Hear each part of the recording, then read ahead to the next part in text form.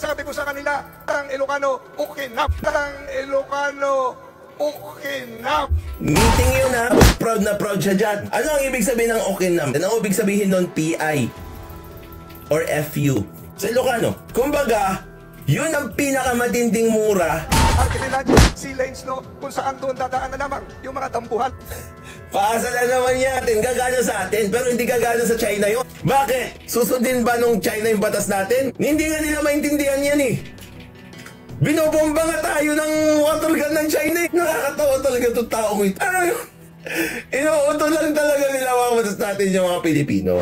At bago natin ituloy mga katropa, kung ikaw ay bago pa lang sa aking YouTube channel, huwag po natin kalimutan mag-subscribe at paki-click na rin ang bell icon mga katropa. Ang kanilang kick-off, ni-livestream o pinalabas sa halos lahat ng mainstream media. Mahal yun. Pero makikita rin natin mga kabatas natin na itong grupo, President Bongbong Marcos for Senator, sila yung grupo na pinakamarami ang ilabas na mga campaign materials, campaign posters ahead of the campaign period. Dapat ngayon pa lang sila maglalabas ng mga posters. Ngayon, ang mangyayari dyan, no? Dahil nagkalat na itong mga campaign materials ng mga kagrupo ni PBBM, yung mga illegally placed na campaign materials, which is marami mga kabatas natin, tatanggalin. Okay? Kay Camille Villar na kung saan-saan nakasabit mga kabatas natin in public places, public locations, tatanggalin na yon kasi nga according to the COMELEC and the rules of the COMELEC, campaign period na, they should abide by the election law. Ang kanilang mga campaign materials ay dapat nakalagay lang sa tamang poster areas, sa tamang mga lugar kung saan inaalaw ito ng COMELEC. At oo mga kabatas natin, ang nagre-reign pa rin ng batas sa atin if it is in a private property, pwedeng maglagay ng kahit anong campaign paraphernalia, no matter what the size. Ewan ko kung babaguhin yan ngayon, pero hindi pa nai-issue yan eh. Kaya lang mga kabatas natin, syempre, alam naman natin na pag ganun yung mangyayari, malalaki ang pera o may pondo na galing kung saan man yan, makakalamang na. Okay? Atin, tignan natin ito. Ito ay si Francis Tolentino. Sa tingin ko mga kabatas natin, ang pinaka-worst ang ginawa dito. Okay, papakita ko sa inyo kung bakit. Kay XPRRD, bumenta na. Pero tignan nyo mga kabatas natin. Dumong Duterte ito mga kabatas natin. Anyway, napanood ko na kasi ito eh. So, sige panoorin nyo. Mayaman ka, mahirap ka, hindi mo nararanasan yung nararanasan nila. Kunwari, nararanasan mo. Ito yung mga taong hindi nagpapakatotoo. Red flag. Subalit ako ay lumaki sa Region 4A at unang nahalal sa lalawigan ng Cavite at naglingkod sa Metro Manila bilang MMDA chairman. Mensahe ng alyansa. Ang mensahe, sige, isa lang daw yung mensahe. po ng alyansa ay dapat po tayong magtrabaho, dapat po tayong magkaisa. Yan na naman yung magkaisa eh. Alam niyo mga kabatas natin, yung magtrabaho, agree ako doon.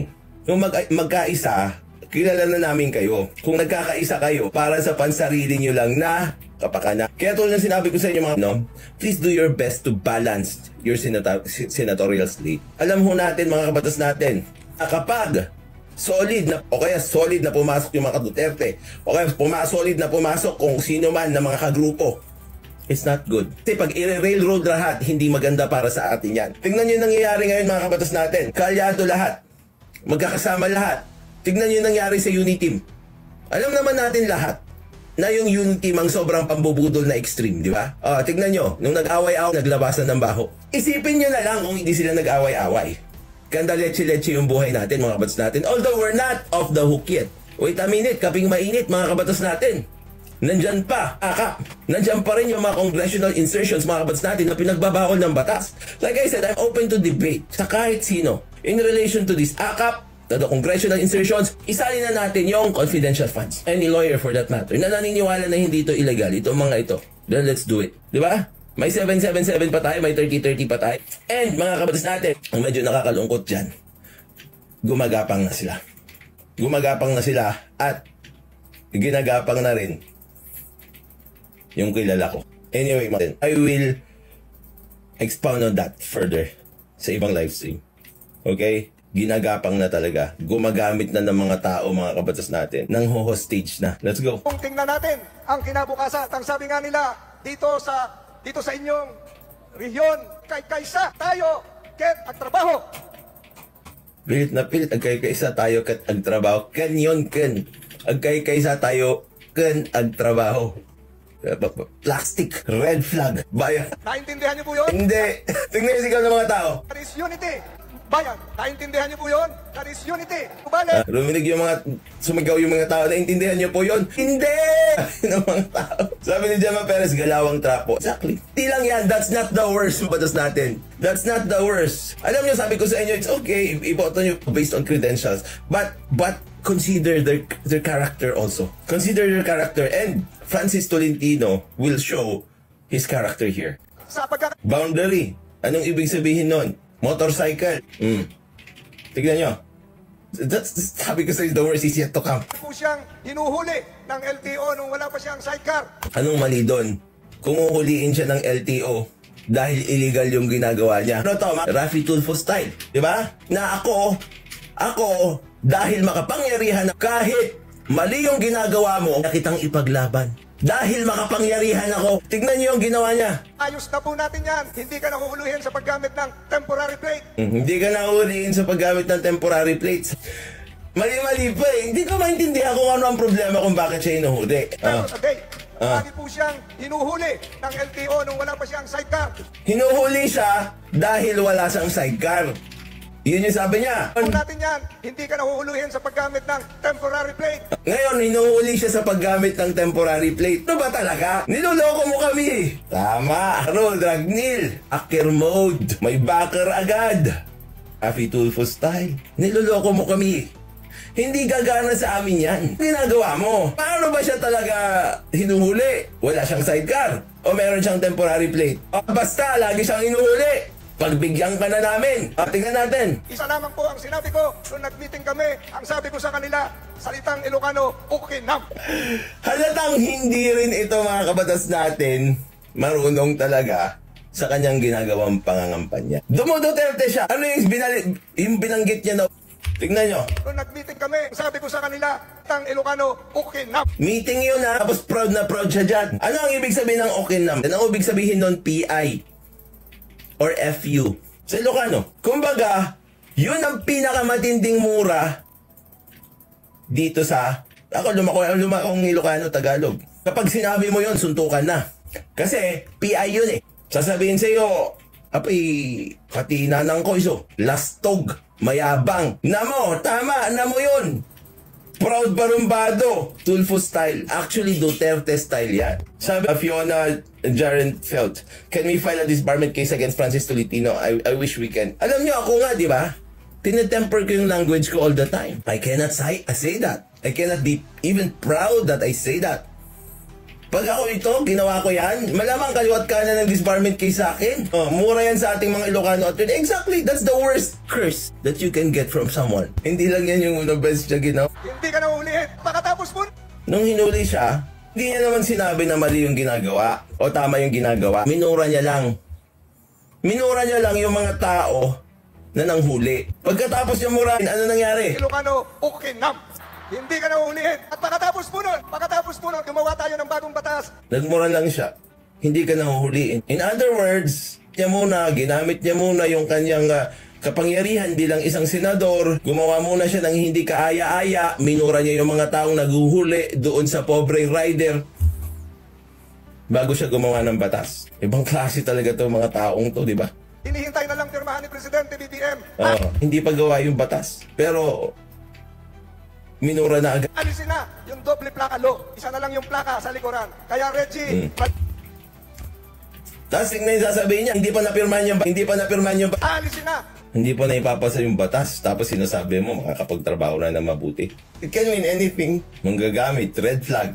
Hindi ba, yung unang issue, sabi niya, tatanggalin yung doble pakalo para hindi na mahuli. Pero, hindi na daw mahuhuli kasi minura niya na yung mga taong naguhuli sa kanya. Pero, bawal pa rin yung ginagawa niya. Pero, pwede ka nang gumawa ng bawal kasi minura ko na sila. Ang galing, di ba? Mga kabatas natin, yung sinasabi niya yan, na Lord, yung ganyan, ng local chief executives, localities, sumusubok talaga ng maraming beses na mag-provide ng free wifi. Di ba? Free wifi ha. Pero, syempre, ang problema kasi dito sa atin mga kabatas natin is the monopoly when it comes to telecommunications. Ang problema kung bakit mahal at hindi tayo magkaroon ng affordable na wifi ay dahil sa monopoly sa mga providers. Paka-basic din. Papaliwanag ko rin sa dulo kung bakit nag-fail lahat na nagpro-provide ng free wifi. Well, sabihin ko na lang, in many cases kasi kabatas natin kahit pa iba-iba yung pangalan ng binibigay na wifi sa kinukuha yan at binibili pa rin either sa Globe or sa Smart, sa PLDT, sa dito kung sino man yung nagpro-provide ng wifi na yan, which is expensive. Tapos, ang ng local government through your taxes. Ngayon mga kabatas natin, it's not sustainable kasi nga, it's difficult to monetize. Maganda sana ang gawin yung ads, di ba? May ads, manunood ka ng ads, tapos doon kikita. Pero mga kabatas natin, it's not feasible. Let's go. Tama yan, backbone natin, PLDT, tabi ni Enzo Miggy. Kasi nga, nakikita pa dyan, pati Converge. At saka mga iba, na mga, doon sa mga linya nila. It's because PLDT has the best infrastructure, although it's not actually the best in the world. Pero dito sa Pilipinas, yun na yun. Estudyante, diskwento sa internet load. Okay, kasi nila dyan, subsidy na naman. Which is, mga kabatas natin, ipapasa yung burden sa pagbayad sa mga taxpayers. Diba? Tignan natin yung gist niya. Ito regulation, DICT pa rin naman. Pareho pa. NTC rin. Mandate the transparency in pricing and regular publication of updated pricing information to ensure trading within and between each data transmission sector, blah blah blah blah. Yun yung gusto nila kasing gawin dito, i-regulate. Tapos, i-register, blah blah blah blah. Okay? Dinaanan ko ito mga kabatas natin. Tignan natin yung discount na sinasabi niya. For student users enrolled in any public or private educational institutions, to be provided appropriate discount as part of the DTIP's corporate social responsibility. Yung DTIP kasi mga kabatas natin, no, ito yung so ngayon ang gagawin nila, pipilitin nila itong mga DTIP mga kabatas natin na magbigay ng discount bilang corporate social responsibility. Nang sinabi ko, ang ginagawa kasi dito mga kabatas natin ay pinapasa yung burden. Usually, ginagawa ngayon, pinapasa sa taxpayers. Ngayon, ang gagawin nila, mga kabatas natin, ipapasa daw at magbibigay ng discount sa mga estudyante. Mga kabatas natin, hindi rin naman nakalagay dito kung magkano yung discount, pero syempre sa IRR gagawin yan. Ngayon, mga tulad ng sinabi ko ulit sa kanya, no? Ito mga binabanggit dito na DTIPs, o yung mga internet providers, no? Yung mga internet providers, kung hindi kayo kukuha ng ibang competitors, kasi nga, mga kabatas natin, like I told you, ang daming labi sa mga batas dito sa Pilipinas. Kung monopolya pa rin ang mangyayari, walang mangyayari dito. Tignan nyo, nagbabayad ka ng maayos, di ba? Dito na lang, I will tell you why this will necessarily fail again. Okay? I will tell you why this will necessarily fail again and why I'm not confident dito sa konektadong Pinoy Act nila. Okay? Nang maayos. Doon sa internet service mo. Di ba? Sabihin mo sa akin kung maganda ba yung serbisyo. Sige nga, yun pa lang. Ito, mga kabatas, they cannot even ensure proper service. Ayos na internet connection to the people who are paying full. How much more doon sa mga tao na nagbabayad ng discount. And this is what they'll do. Discount. Tapos, pag bumili ka ng may discount, may cap. Maliit lang. Tapos, hindi mo na magamit. Ano? Ito yung sinasabi ko kasi dito. Isa pa lang. Una pa lang. Kumbaga level 1. Level 1 pa lang hindi mo na magawa. Pupunta ka sa level 2 agad. Di ba? Ang maganda kasi dito, mga kabatas natin, let's elect the people who really are not controlled by oligarchs. Yung hindi kinokontrol ng mga negosyante. At merong may malasakit talaga sa bansa natin. Kasi kung may malasakit ng mga ito, even without this law, pasok na sila o madaling pumasok yung mga competition ng mga nagmamonopolize sa atin na ISP. Yun ang malaking problema natin dito. You're paying full. Hindi nga wag muna kayong beneficial. Discount? Actually, sa ibang bansa, they give it for free in schools. And we pay more. Thrice pa nga kesa sa ibang bansa for internet service here in the Philippines. Sa Amerika, alam niyo yung data? $40 ang buong pamilya. Isang buwan. Po yan ni Apo Presidente John Reiner Grande. at ang kanyang mga magulang kakaroon ng diskwento sa internet load. Padrino system kasi dito. And we all know what happened doon sa third telco na pinapasok ni Duterte noon. That's a good move. Pero alam din natin naman na isa lang ang pinasok eh. Kapag naging free competition yan at hindi yan, yung mga politiko natin hindi hinahawakan sa leeg ng mga telcos, we will definitely have free internet and cheaper internet. Diba? Discount sa estudyante. My goodness. Discount? Ba't hindi mo na lang pababain sa lahat? Kasi yun naman ang dapat. Kaya lang ayaw nyo ang laki ng kinikita nila sa atin. Ang pangatlo ko pong gustong ipakilala sa inyo, si Elizardo Dacuwag, 50 years old, ng Barangay 60A, Aupuan, Lawag City. Nasaan ka? Meron pa, may pala pa. Nasaan ka? Pwede bang tumayo ka, gumaway ka? Discount paano ipapakita ang ID bago ka bumili ng load? Actually, ginagawa nung iba, parang sa Adobe. Kapag pang school, tapos meron kang .edu na email, may discount ka. Pwede yun. Pero hindi nga tayo makaprovide ng .edu na email dun sa mga estudyante. Pero kayang-kaya dapat. Madali lang. Pero alam nyo naman, kaysa magtrabaho, mamigay na lang ng ayuda. I have yet to see well, siguro may magsasabi na naman dito pagkatapos kung sabi yung IT infrastructure ng mga schools, public schools, madali lang yung gawin eh. Yung kaibigan ko, August, ang gawin niya, mag-isa niyang tao, kaya niyang gawin yung, actually, siya nung IT infrastructure ng Benguet State University, pang thesis niya. Kaya niyang gawin yan lahat, isang tao lang. Mura pa, ginawa nila, kumuha sila ng ibang tao, tapos well, hindi ako na magsalita. Pero malamang alam nyo na yung nangyari. It's very easy. IT infrastructure for every school. Murang wifi, free wifi sa every school. That's very easy to do. Political will lang talagang kailangan. Pero they will not give that to you. You know why? Dito sa kapila, yun. Alam mo, ang tawag ko sa iyo, Tol, Kapsat. Sabi niya ni Led Vega, wala free sa mundo. Magaling lang sa strategy ang mga negosyante na pinakikinabangan ng politiko. Well, tulad nga na sinabi ko, hindi naman totally kasi free yun, no? Hindi talaga totally free yun. Nagkakaroon ng trade-off yan. Pero ang nakikinabang yung mga estudyante. Nagkakaroon ng trade-off yan. Minsan, kailangan mo ng ads. Makakita ng ads. Okay lang yun. Ginagawa yun.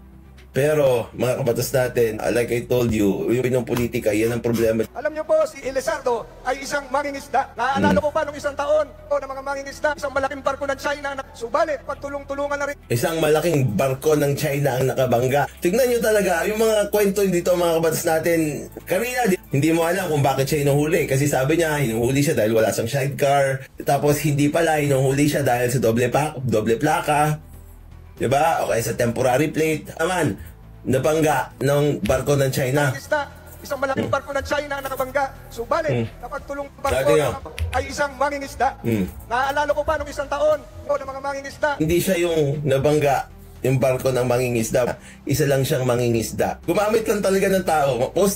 Poster people. Isang malaking barko ng China na nakabangga. Subalit, kapag tulong-tulungan na rin namin at si Senator Tolentino po ang chairman ng committee, pinasa natin yung pinakamahirap na batas, yung Philippine Maritime Zones Law. Hindi ka na babanggain, Elizardo, sa iyong pangingisda gamit ang bangka dahil meron din tayong pinasang Archipelagic Sea Lanes Law kung saan doon dadaan na lamang yung mga dambuhan. Paasa na naman natin, gagana sa atin, pero hindi gagana sa China yun. Bakit? Susundin ba nung China yung batas natin? Hindi nga nila maintindihan yan eh. Binobomba nga tayo ng water gun ng China eh. Nakakatawa talaga itong tao ko ito. Ano yun? Inuuto lang talaga nila mga batas natin yung mga Pilipino. Ito ang ginagawa niya dito, pang-uuto. Nagpatayo siya ng mga tao na kunwari, supporter, natulungan niya, o kung ano man siguro ang maiisip nyo doon. Tapos magkukwento siya. Tapos magsasabi siya ng issue tungkol sa China na alam naman nating ay hindi gagana. Oh my goodness. On! May batas na tayo! Ay nasunod kayo sa batas na Pilipinas! Kaya nga dapat malakas yung presidente natin. Kasi siya yung nakikipag-usap. Dapat magkaroon ng committee o mutual respect. Ganun naman yan. Hindi ako gumawa na kami ng batas. Mahirap ng batas na. Pag ako gagawa na lang ako ng batas, sasabihin ko yung China, sa lahat ng produkto nila doon na ginagawa nila sa China, sila ng tax sa atin kahit 10% lang. So lahat ng pagawaan at factory sa China, lahat ng produkto nila, saan man nila ito dadalhin sa panig ng mundo, dapat magbayad sila ng tax dito sa Pilipinas. Di ba mas maganda yun? Naalis daw yung value-added tax ako. Isipin nyo, ang dami-dami nilang naiisip pag eleksyon. Naupo na, wala. Pag naalis po Loko-loko talaga to. Yung kuryente,